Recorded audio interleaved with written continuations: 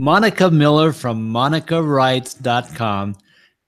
We're going to be interviewing her next on Saturday morning Marketing Smarties.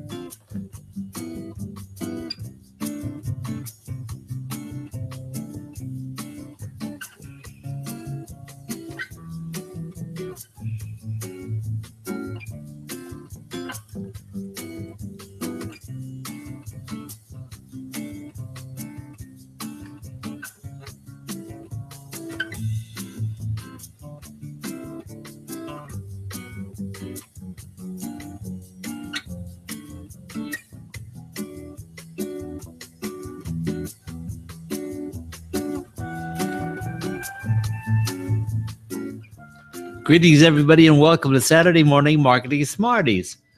Roland here from MinMax Media, sponsoring the DIY live streaming show website.com. DIY live streaming show.com website. I get it straight. And also featuring this, of course, the Saturday morning Marketing Smarties show. I know it's not Saturday morning everywhere. If you go far enough around the globe, it's actually Sunday. But the point is, from where we're broadcasting from, this is the last hour of Saturday morning, and that's where we got our name. So if now that you've maybe got that figured out, and my cold chills are starting to catch me from my meds today, so please excuse me if I look like I'm anxious or shivering or whatever. But anyway, that's the basics of what this show is all about, bringing you information that educates and teaches about internet marketing basics. And with me today is my comment wrangler, Tim Longwell, and we'll have him come on board and tell you a little bit about himself so you know who he is. Good morning, everyone. I am Tim Longwell with Longwell Art, coming to you live from southeastern Oklahoma, where we help you reignite your creativity for health and happiness. And if you find something that you want created that you don't think you can manage, we'll create it for you. Outstanding. And thank you very much, Tim. Tim is going to be wrangling comments, which means if you're in the audience today and have comments that you write there, you could be featured in the show today, and you could be affecting the conversation itself. So please keep that in mind. A lot of people already understand how that goes, and we'd love to have you comment. Tell us who you are, where you're from, and what's going on with you today. Put that in the comment stream. So anyway, without further ado, I must get around to introducing you to our guest today, Monica Miller. So Monica, come on board and say hi to everybody and tell us a little bit about yourself, please. Hi, well, thank you so much for having me today. I am Monica Miller from Monica Writes. And I have always been a lifelong writer, and so I've turned that love where I help coaches, speakers, authors, and entrepreneurs learn how to articulate their message and turn it into powerful content creation, because content is king. And me, I am originally from Georgia, but I sound like I'm from England, apparently. I do not mind that. I would rather sound British than Southern any day, but go Bulldogs. Excuse me. And in about 5 more weeks, me and my husband will have our first little baby boy. Our first child, Anthony Isaiah, coming to you on Christmas Eve. But we shall see. Wow. So that's a little bit about me. So your life is about to change forever, and maybe this is going to adjust a little bit of your course of your ship, but you've got a lot of going on and a lot of direction to it. And now, as I understand it from the Professor Nez's interview that you had, you're looking maybe to pick up a kitten too, right? Well, I want a kitten really bad, but I have a cat. I have a little black cat. I love my black cat. Her name is Sassy. I love Sassy. Her winter coat is coming in, but she just likes to be outside more because she's only 4 years old. So she likes to be outdoors more than indoors. But thankfully, now that it's getting colder, and for those of you who don't know, I'm in Cheyenne, Wyoming. Colder at night and colder during the day. She stays in longer with me, but I want a kitten to like snuggle with me and, you know, just be that cute little kitten. But of course, I'm about to have a cute little baby. So baby Trump kittens, I think. I'm trying to be like Nathan, my husband. I was like, Nathan needs a kitten. And my husband's like, no, he does not need a kitten. Well, either way, your life is definitely about to change. So maybe the kitten might have to wait for a little while, and can always be an additive to your family.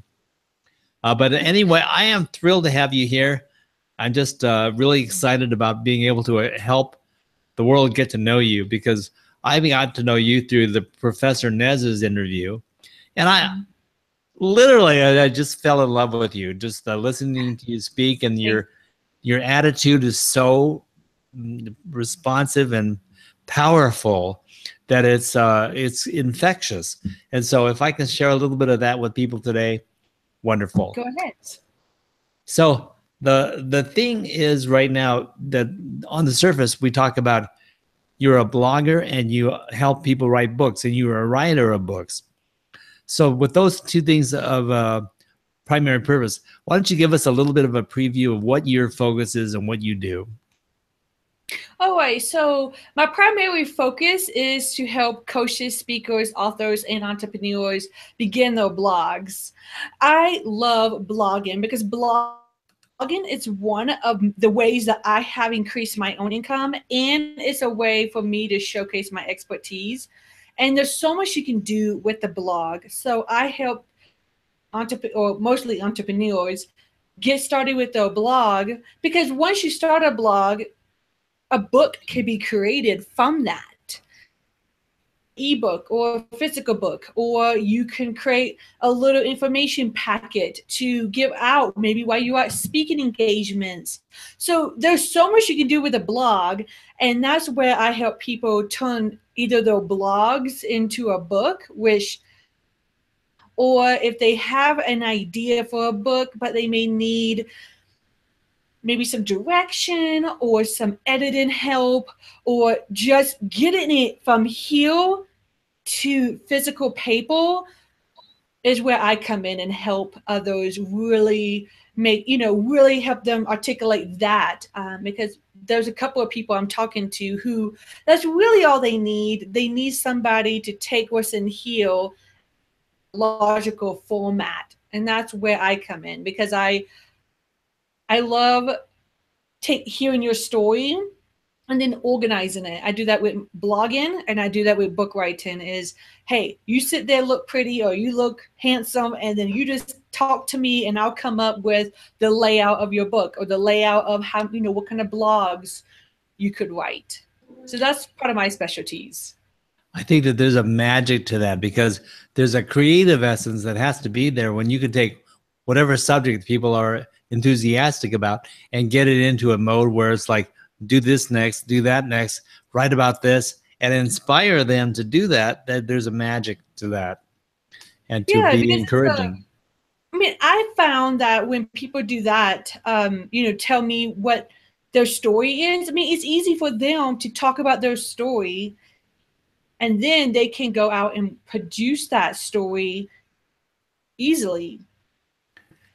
So I had a question for you regarding this, because you made a comment somewhere about the worthless content on the internet.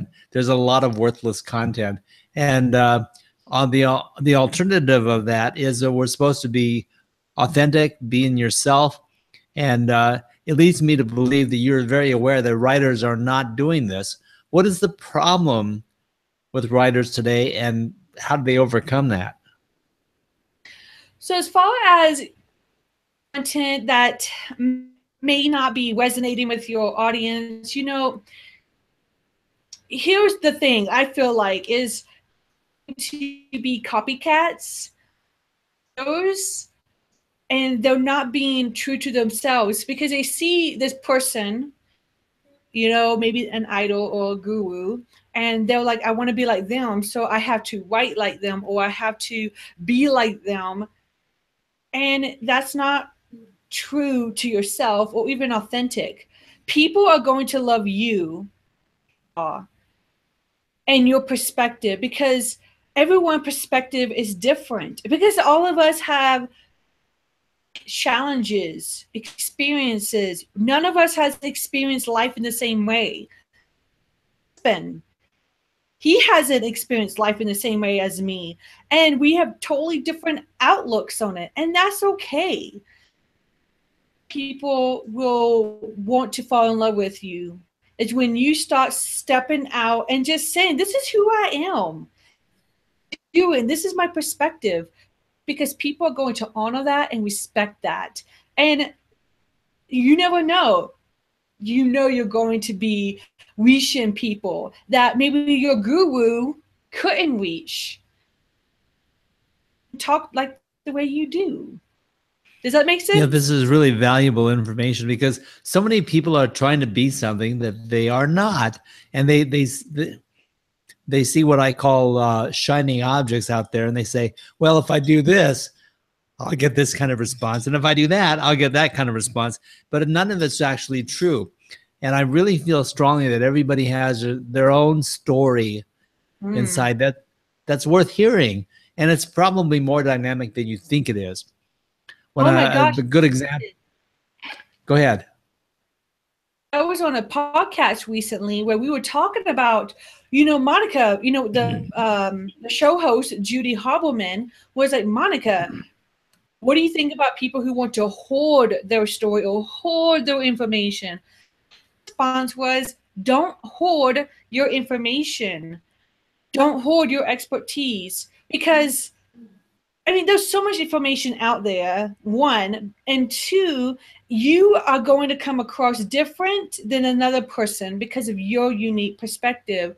You know, I even had one gal say, Monica, I'm scared of sharing my story because what if somebody steals it? And I'm like, nobody, and I told her, if people steal that, losing game because your perspective is your perspective and you're the only one who can share that. No one else can. They can't go out and do that.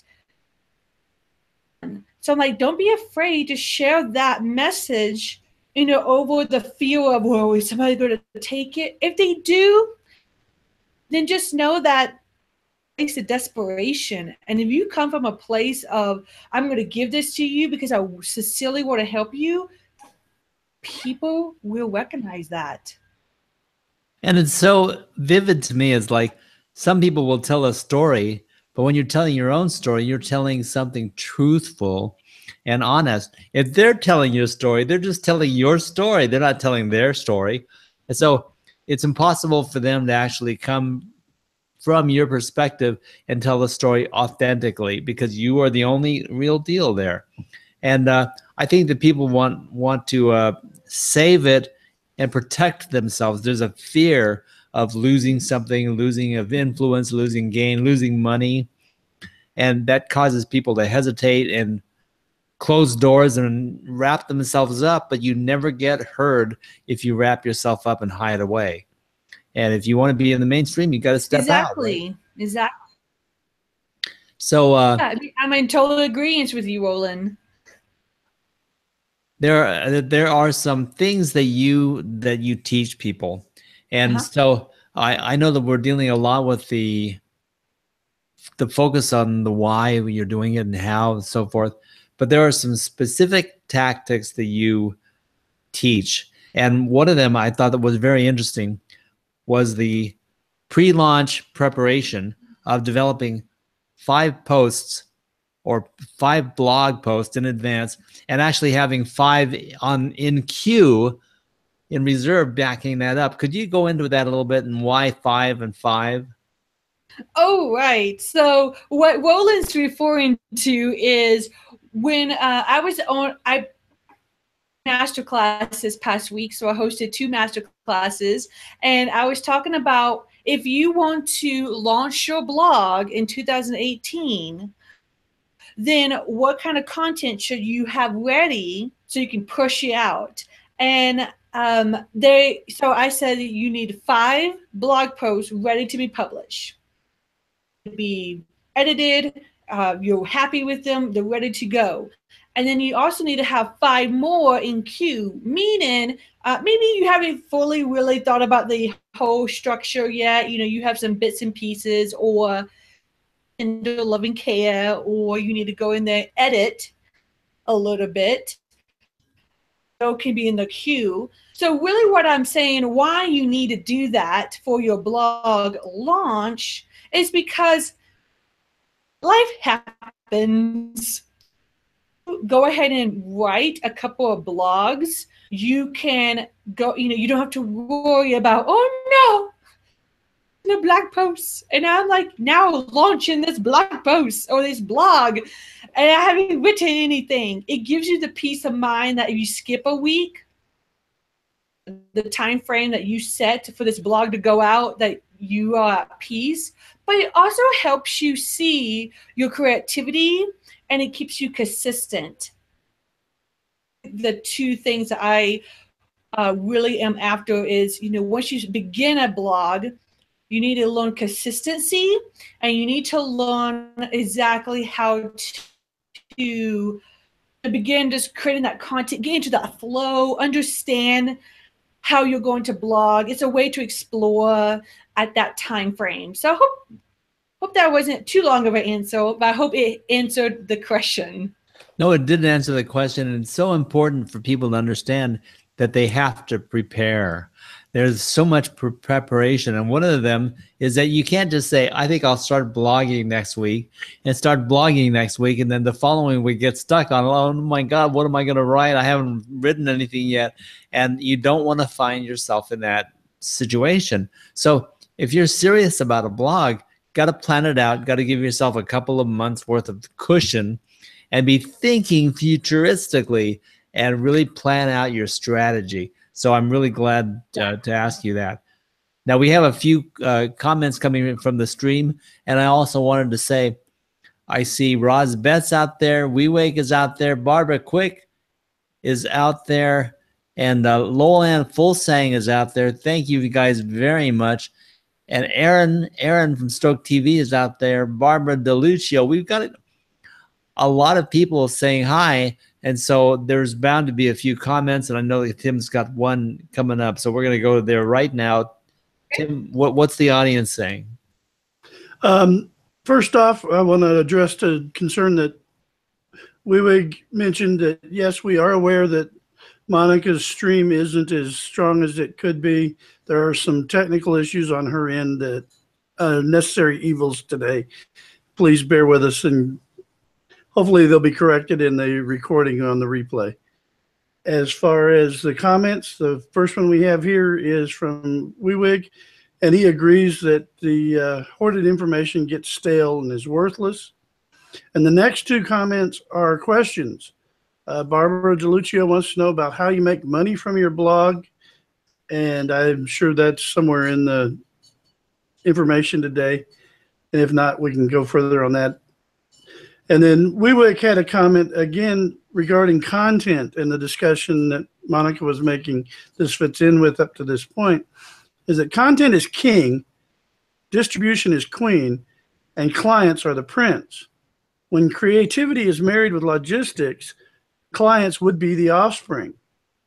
The problem these days is the trouble with these family values are in danger, that of content king, distribution queen, and that they'd soon be an endangered species unless we do something differently. And he specifically mentioned Roland on what he had to say with that, but I'm sure Monica has some input on that as well. I've already responded directly to WeWake, but you can respond also, Monica, if you want. I don't think our species is in danger in that respect at all, but that's my personal opinion. But you can respond to that, and then we're going to ask you the question about how to make money from a blog. Yeah. And first of all, is there anything else I can do to make my stream come in better? No, I think we're okay. Well, let's go ahead and write it as it is. I think we're about doing the best we can, I think. Just Yeah, I don't know that reducing anything else would improve anything. I think we're at where we can go. Okay. I like I said, I can always tell my husband to stop playing his game on the tablet. That might be taking some of the. Yeah, we don't want to spoil his day as in the process. So no, it's not a problem. Okay. All right. So can we refresh my memory on the question? Remember, I'm 34 weeks pregnant. So. Yeah, Tim, can you give a bit of a review on what WeWake was bringing up with that? That was a long question. So I just want to make sure I get it all. Yeah, just consolidate it down to what his point was. Yeah, the content king, distribution queen, and creativity is married to logistics, that clients are the offspring. And then he's tying in that family values being what they are today, I'm not sure if he's saying that the combination of the offspring of clients from content and king and distribution of queen, or if he's talking the human species, but that they're soon endangered if we don't do something different. I think what he was getting at there is the concept of the family structure was endangered, but I'm not there at all. I think the family structure is going to evolve, and whatever our focus is, that's going to survive, and that is going to stay as a precedent, so we don't have to worry about family values being destroyed. That's my opinion. But probably if we move on to this other concept, it would be an important transition for that is how to make money on a blog. I mean, everybody is thinking about, I want to write a blog, but there's always a question, how do I monetize? How is it possibly going to translate into putting money in my pocket? So I think that's maybe the more important question to ask here. What do you think, Monica?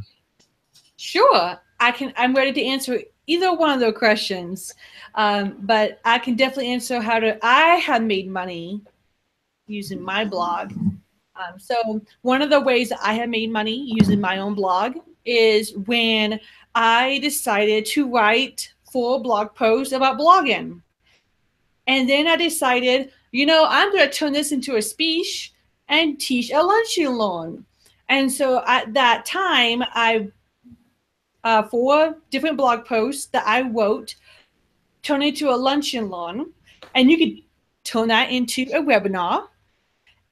And once you do that, of course, the information, and it's all in your blog, so you're not worried about the whole versus paid content issue because it's all on your blog.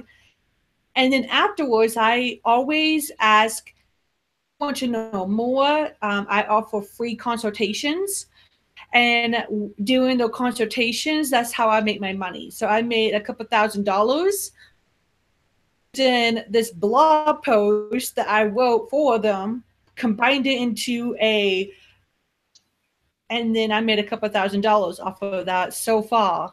And that's one way I made money. Another way you can make money is by turning those same blog posts into, or even booklets, maybe like an ebook, or you can even turn that into expanded version of the blog. So you ask in questions, and you can sell that as a workbook, because right now PDFs and workbooks are pretty hot. One way to make money. Another way to make money is by offering lunch and learns, like I said, like maybe through a webinar. That, selling something from that. What I have also done is take some of my blog posts and put it into my online courses, paying you for the way you structure your online courses. Because on your blogs, it may appear kind of scattered. This is all a logical format. So even putting some of your blog posts into your online course is one way to make money if you are going that route. Really good. And I know that there's a lot to this concept. We can't possibly, even in a full hour, we can't counsel people on how to make money in blog posts, because But the main thing to understand is you can do it. You can turn it in. There's a strategy to it, and we have to know for sure. And because we have a little bit of a sound issue today for Monica's feed, I wanted to make sure that people, if you're interested in anything that Monica's conveying, you can get in touch with her. So we're going to take a momentary station break, so to speak, and show you how you can get in touch with Monica. And if you can record this, it's also going to be in the show details below the video. And you can play this video back now and freeze frame it and see this right here.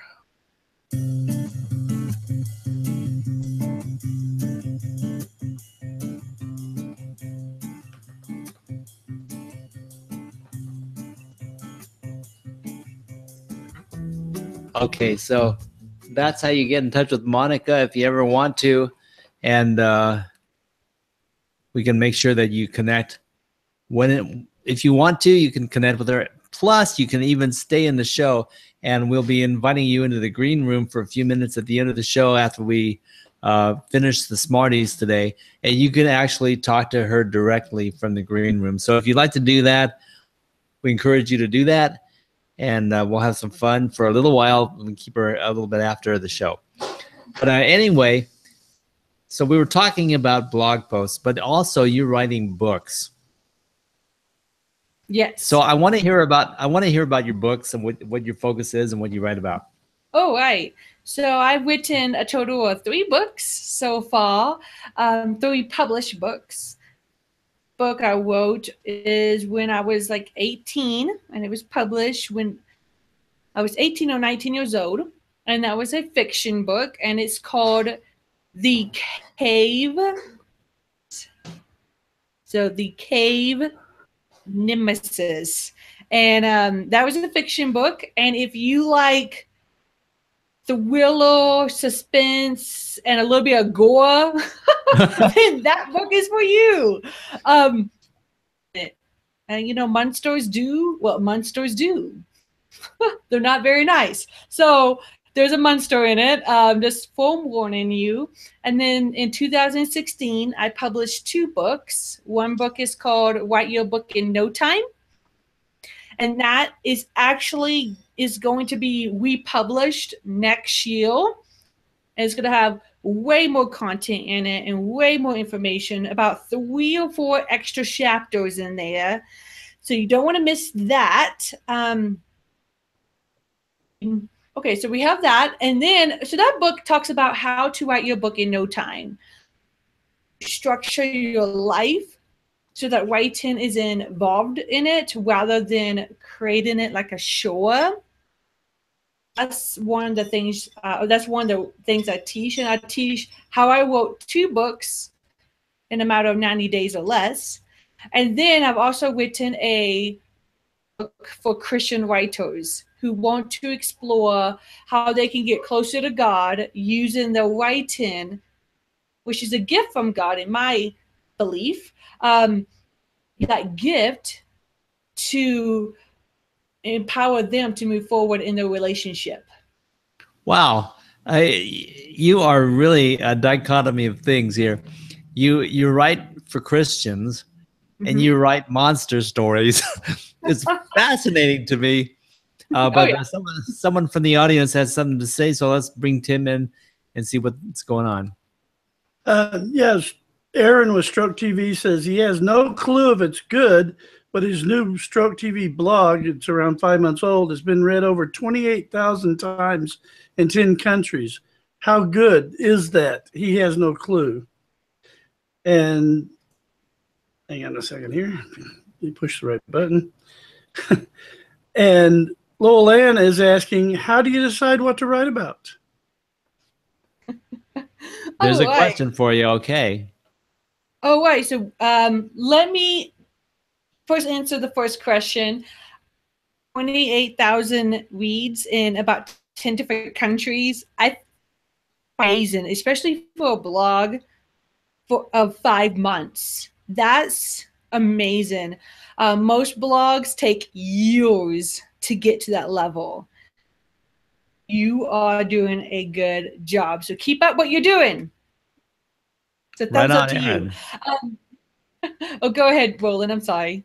No, I was just complimenting Aaron on that success. That was good, really good stuff. Yeah. So the second question, and that was, what do you decide to write about? Correct? All right. So how do you determine what to write about? I always say start with your passions. Start with something that you can talk about all day long. What is it? If you don't know what it is, listen to yourself. You love talking about. For example, this is my husband. So he is a redneck, so he can talk about guns all day long. I mean, he talks to me about guns all the time, and I'm so happy we're having a little boy. Let's put it that way. So he has someone else to talk to. And so he can talk about history all day long. And he loves World War II. His passions, that's some of his interests. So what are your interests? What are your passions? What is something that if somebody talks to you about, you can all day long and never get tired of it? Start identifying, first of all, what is it you can write about? Because once you identify your passion, that's whenever you can start saying, oh, here's something or topics within my passions that I could be writing about. Because, I love talking about blogging, but there's so much to do with blogging, so many different topics in there. What to write about is 28,000 views good? There's all these different little topics that I could go on and on about and answer those questions. Your passions, number one, and then number two, what topics are in your passions that you could write about? I think that's a good start. It really is. And so many people want to reach out into the universe and find a topic that they think people will read, instead of reaching inside and saying, what do I know? What do I understand? What Yes. do I have some knowledge about and can share with people? And someone said once to me, if you know a little bit more than the other guy, that makes you the guru. Exactly. You need to be one step ahead of your ideal client. That's all. That is literally all you need, is one step ahead. to be able to guide them, in the right direction. That's the key. Yeah. Very good news there. So we're talking about writing, and one of the things that I'm very aware of is that you said in the Professor Nez interview that you're developing speaking engagements. So I wanted to spend some time talking about this, because I just think that you're the most charming speaker I've heard in a long time. And thank you. Yeah, tell us about your speaking engagements and how that developed. All right. So about in 2015, I was working with a coach that I go out and begin speaking, because speaking is a great way to get in front of your ideal clients and to go to them, because your ideal clients will probably not come to you. So you have to go to them. And so the first speech I ever done was actually I put on a little hour and a half long class talking about writing your book. And I did it here in Cheyenne. And I had 10 or 11 people show up, and they all paid. It was through the college here in my local town. And I remember I was so nervous, and I learned a lot about myself. I learned to go out there and do it. And then after that, that's whenever I started seeking out networking groups. And I just go to Meetup. Just go to meetup.com. Networking groups that you feel has your ideal audience in them, and then develop a speech. I had another coach help me come up with my speech. And whenever we did that, I started really booking myself. But of course, due to the baby and where I live, I'm going to really slow down, but I'm hoping to begin doing a lot more in person through the college or even in my hometown, so I don't have to drive that far. Just to give you an idea where I live, I'm sure Jim would be able to. Jim, right? Tim. Tim, so I had it close. Yeah, you did. You were in the neighborhood. Good enough. Thank you. So I know Tim, he could probably relate to this, but I live 45 minutes from either city. So if I go one way, it's 45 minutes. If I go another way, it's 45 minutes. And because I live in the Wild West, you know, roads can get icy really quick. And because I have a newborn coming, I'm like, ugh. But that's one of the ways I've gotten started on my speaking, with just coming up with a speech, throwing myself out there and asking, hey, are you allowing speakers to come into your networking group and presenting? Yes, and we got myself scheduled. That's a long answer to your short question, Roland. No, I want to dig in even deeper because okay. I know that you're confident speaking about this, but I want to bring it up because it's very important that people realize that we all have challenges and things to overcome. And one of them is that you do have a speech impediment. But I think it's the most endearing thing I've ever heard. But people are probably wondering, wait a minute, she has a little different inflection on your speech, and yet she's talking about being a speaker professionally. How does this equate? And I think that people have to realize that anything can be overcome. And I really hold you up as an outstanding example of that. So could you dig a little bit deeper and explain what your challenges were when you were developing your speech and how this all came about and how you conquered it psychologically more than anything else? All right. So I know you heard my answer on Professor Nez. So I'm just going to go back to that because my mom actually watched that. She was like, Monica, you made me cry. And I was like, Mom.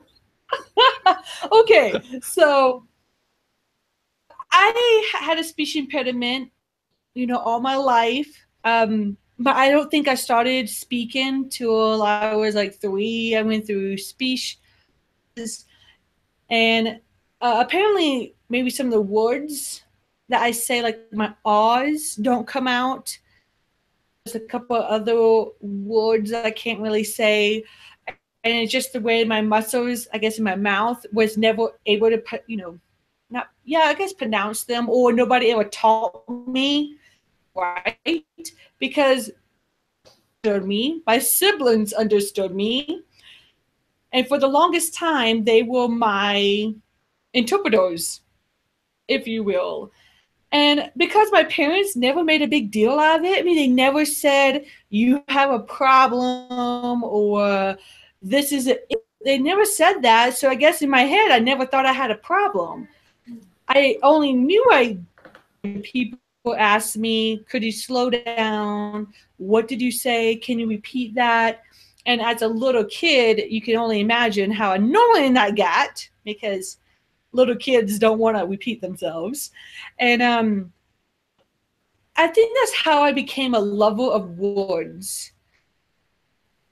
I became a writer. It's because no one could question my pronunciation. You could write and explain yourself in such a better way out there, and people will understand, because they don't know you have a speech impediment if you write. And so as I grew, you know, older, I had some friends actually in college. They actually told me, like, Monica, you're pronouncing a word wrong. And it was forget. Dropping the G and putting a D in there. And I was just like, Ben, you have known me for like a year now. Why haven't you not told me this? And he was like, well, it was kind of cute. And I'm like, Ben, that's not going to be cute in 10 years. And so he helped me. What a good friend he is. So he helped me with, you know, pronouncing it, but goes back to the, you know, my my parents never made an issue out of it, so I didn't consider it an issue. And I'm an extrovert. I love people. I love talking. And I don't know. I knew being a speaker was somewhere in my future. Youth group, I think every third week for almost a year. So I did that before college, and then I took a speech class. I don't know, just kind of went from there. And then I joined Toastmasters. So Toastmasters is a place for people to go and learn not only speaking skills, but leadership skills, organization skills, all kinds of different skills. After the pregnancy, I did step down, but I want to go back to Toastmasters because I have a fantastic group here in Cheyenne. And I was in Toastmasters for 2 years. And I think that is what really helped me build confidence and structure, because now I don't really get nervous. Once I stop my speech, I'm golden. That's very well. It's very inspirational hearing you talk about that, because basically it's like you accept what it is that people will question or think is weird, and you just plow through it confidently and use it actually as part of your attraction. Excuse me, I'm getting but it's really funny. Go ahead. Oh, go ahead. Oh, No. I was going to say my last coach I had, when I met her, she goes, "Do you?" And I went, "Yeah." And she goes, "I'm going to make you millions." And I was like, "Oh, okay." So I'm golden. What a fascinating content, statement. What does she exactly mean by that? I mean, let's elaborate a bit. Because she just told me, she was like, "Monica, your speech impediment is what's going to draw people because you is authentic." And she was like, "You should use that into your speech." So I finally found a way to put it in my speech confidently, because I struggled with that for a while, but now I know how to, and I call it the pink elephant. I got pregnant. So I use the pink elephant in the room, and I let people know, hey, you may hear me speaking funny. You might know that she's not pronouncing words right. She can't really, you're just being nice. I'm like, guys, you're being nice. You're not telling me you talk funny because you're being nice. So let me tell you why. And I just tell them, like, I have a speech impediment, and I don't let that hold me back, because how can you change? I can't change who I am. And people have come up to me afterwards, "Monica, the moment you said, Monica, the moment you said I have a speech impediment," they're like, "I couldn't hear it anymore." So it almost breaks down a wall. So a lot of people love it whenever I say that, because they're like, once you say it, I don't notice it. I love it, because it's like if you overcome the thing yourself, it ceases to be a wall. It ceases to be a challenge. It ceases to be an obstacle, and it shows us how much our mindset changes what the reality is. Yeah, there's so much to it out there. Oh, I'm sorry. I was just gonna say, like, I try to encourage others, like, if I'm up here speaking with a speech impediment, back from going through your dreams or accepting, whatever that is in your life, become your next obstacle. Because having a speech impediment sometimes, I worry about with this baby. I'm like, he's not going to know how to talk. I think you're. Like, poor thing. I think your baby's going to do just fine, and I'm sure he will. The way you talk is completely, wholly endearing to me. So I'm sure that in spite of the fact that some people would say it's a speech impediment, it's the thing. It's part of the way I remember you so well. But the rest of that is your personality comes through in the midst of that, and that is what really shines. So I'm sorry, Tim, I went so long we lost a comment, but I can bring that back and we can present that to the people. The people are commenting prolifically, and I want to make sure that we get some of those things in. So But you are a outstanding example of how to overcome and how to turn it into something positive. And the positive attitude is just that is supreme. So, Monica, I really salute you on that. And that is the reason that I asked you to be on the show today, because I wanted to hold you up as an example of the challenges don't have to be challenges. So you made a really good point now. Thank you very much. This is coming from Tim, a comment from the field. Yeah, Barbara Quick says, as Roland said, your explanation is very inspirational. You do speak clearly and slowly enough so we can understand you.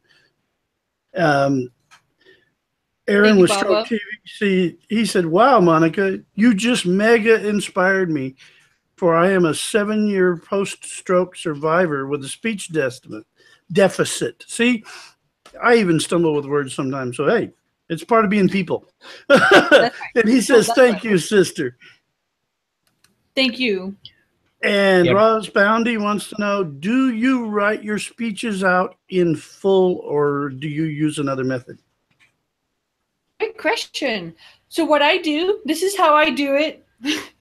I have my speech written out enough where I could basically read it, but because I've done my speeches, so I pretty much know it. For me, it's always the beginning. I just have to begin. Like I said, I have to have, my notes in front of me to begin. But once I begin speaking, I know my speech. So it depends on how you work. You can write it in bullet points, so you know where your thought was going with that, maybe with that. Or you can write it out. I do a little bit of both. I write it out plus use bullet points. That's one way that I do it. But like I said, and I can just talk off the cuff because it allows me to be more creative, and it allows me to go off on little bunny trails. I tend to do that. I like 45-minute speeches because I can do that really well. Like, I don't like 10-minute speeches. I'm like, no, I don't do 10. I need 30 or 45. Exactly. I mean, when people were talking to me about doing the Smarties show, oh, you should keep it to 15 minutes or 20 minutes. I go, I don't know how to do that. And it's because I talk too much probably. But the bottom line is, the bottom line is we get a lot of content done in an hour in the Smarties show, and very seldom are we at the end of the show thinking, let's see, anything else that we want to cover, or where do we go from here? There's always something to talk about. And as I said, there's no way we could actually cover everything that we would want to talk about in an hour show. But it's such a blessing to have someone that's prolific about their subject, and you display this. So this is what people have to do also, is emulate what you represent here. Basically, you talked about your subject, you talk about your life, you are thoroughly integrated with what you give to the people, what you bring to the people, and then you live your experience. Now you are the authority. So in the midst of that, let me let you talk a while. Since I'm rambling on. Excuse me. You are fine, Roland. Okay. I talk best whenever you give me a subject. That's very true. I'll do this. Yeah. And the subject then, I think, is to cover what it is that you offer people. And we're actually going to make available, we're not doing this special pitch deal, but I want to make it clear that Monica, it's her birthday weekend. So we're helping her celebrate that. And as a give back to that, she's also offering for the weekend an offer to be a participant in something that she provides as a class, and there's a discount to it. So if you're interested, we can connect you with that. But we talk about your blog course, and when you describe a course, what is it that you give people in the midst of a course to lead them in blogging? All right. So the best way I'm going to answer it is just through this way. Whenever you, the way I help people begin their blogging is because, okay, first of all, I talk about blogging a lot. One-on-one coaching. One-on-one coaching, of course, as you can imagine, is a little bit more pricey, and a lot of people can't afford that. So I decided to come up with a basically of your blog, how to begin your blog for the new year. And so it's like 4 modules, and it's at a smaller price. Get me without the big price tag, and you get it at an affordable price. And what Roland is talking about is I'm offering a course called Your Blog Easy. So for those of you who have been saying to write a blog, but I don't know what to talk about, or I know a blog is my next step in my business, but I don't know where to begin. These are some of the things I've been hearing a lot is I don't know where to begin. So inside of this course, I help people understand how to begin, how to create the content, and then how to prepare for their launch. Can start a blog and just go for it, or you can have a blog launch, meaning you're creating a community, fan clubs, you are building up your email list, and you are getting the word spread around in a way where when you launch that blog, you'll have and excited about that blog. And then I will also teach you, how do you continue? How do you make sure that you are always generating traffic or exposure? So that's really what I help. So it's basically, if you think about it, is a Kickstarter program to get you blogging successfully. Of course, there's a lot more to blogging, but this is just a piece of truly get started for an affordable price. And I see that we have a comment. Yes, we do. Let's see what we got, Tim. Yeah, Isaac Longwell says that you mentioning that you have a speech impediment didn't even occur to him that you had one in the first place, that he has several friends and family that talk the same way, so it naturally comes across as normal to him. So, there's a compliment there for you. Thank you. And Wiwick says that he thinks Toastmaster has a talk off the cuff impromptu speaking exercise as well. And that certainly we should give everyone a lot of confidence when they go through it. Yeah. Do you agree? Oh yeah. There is a it's not called talk off the cuff. It's a topics fix. I'm thinking of Topics Master, and that's not what it's called. But table topics. There we go. That's what we call it in my group. Every group calls it a little differently, but it's called table topics. So anyways, so the table topics is where somebody asks a question and you have between 1 minute to 2 minutes to answer it. Speech ready, there's no notes, you're answering on the cuff. But that helps you, of course, off the cuff, just like me, Roland. Roland had just been pouring at me, just question after question, and I have answers because I think Toastmasters helped me with the thinking about my answers, but it also helps me with and going forward. Very Does that good. make sense? Absolutely. So part of the takeaway from all of this is that we really have to prepare and think about what our moves are going to be. And also, there's a confidence issue that we have to summon from within and say, look, whatever the case is, I'm going to quit looking at the problems I have. I'm going to quit looking at the reasons why not. And I'm going to start thinking about very, very solidly, I can do it anyway. I'm just going to go do it. And part of the life is showing up, you know what I mean? You literally, whether you're petrified or not, you just go out and do it.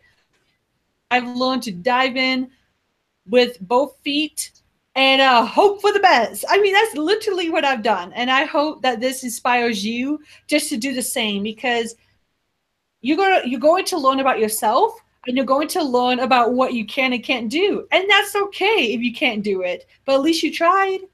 At least now you know. I think to add to that, courage is a really wondrous thing, because when you accept courage as part of your stature, you go try things that you may not have if you did not have that courage. But what the thing is, you find out on the other side is, wow, that wasn't as bad as I thought it would be, or that wasn't as big a deal as I thought it was. And you can smile as you walk away, but you wouldn't have that smile walking away if you didn't show up in the first place. So exactly. You got to show up. You know, I have a friend who doesn't like speaking in public, and she's about to in front of 250 people in March, and she is completely terrified. But I have been like, no, Heidi, you are amazing. You are beautiful. You know your stuff. And I'm like, you're going to be brilliant. You know, don't allow the fear to crowd you in. Just be yourself. People are going to love you. I mean, Heidi is amazing. So who wouldn't love Heidi? Well, if you say so, I'd love to meet her. So perhaps that's going to happen in the future. So we're about to wrap up this show. Is there anything that you want to add to what we've been talking about, or anything that we missed that we just rushed through and didn't really allow you to cover? I would like to get this. I just remembered one thing. So if you're interested in the course, Your Blog Launch Made Easy, if that's something that you've been wanting to do, is start a blog, but you don't know how to come up with the content and what's a launch, then I want to give you the information for it. Go to open up on Monday, November 20th, and you can go ahead and register for that at bit.ly/launch. I will type that out in just a minute. I can't type and talk at the same time. Yes, we'll make sure that it gets into the chat stream so people can have direct access to that. Yeah, and right now it's still on sale for $97, but after this weekend, it's going to go up to $147. So you want to take advantage of my birthday and be thinking, God, it was my birthday weekend. So you can take advantage of this course being at $97 instead of at $147. We're going to be entered into 2 bonuses that you'll get now.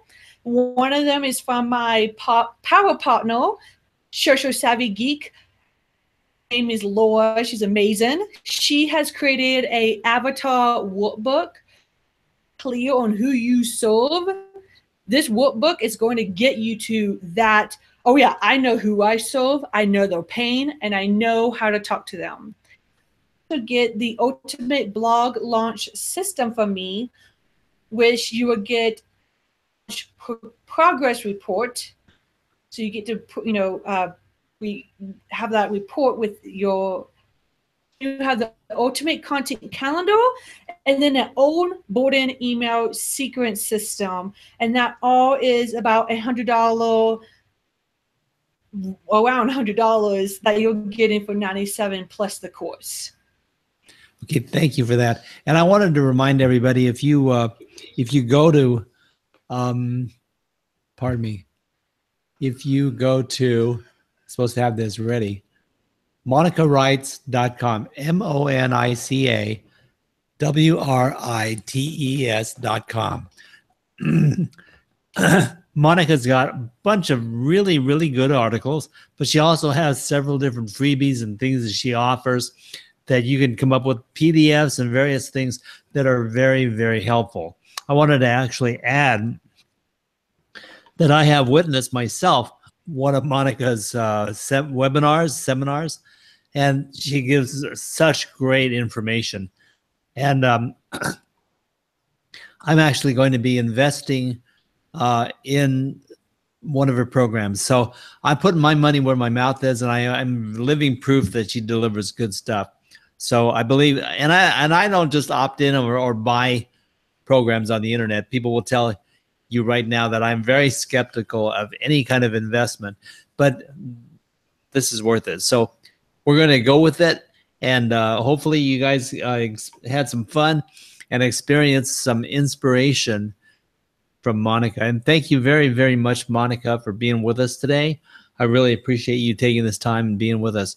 And we're going to thank Tim Longwell for fielding the comments and things too. And I really appreciate it, Tim. Thank you. Tim. And I want to remind everybody that we're going to invite people into the green room, so you'll have a brief moment in time where you can actually meet Monica right as we close the day. So, Monica, thank you very much. Tim, thank you very much. I had a wonderful time with the show, and I'm sure people got something out of it too. So with that, we're going to say good day, and thank you for watching Saturday Morning Marketing Smarties. See you guys. See ya.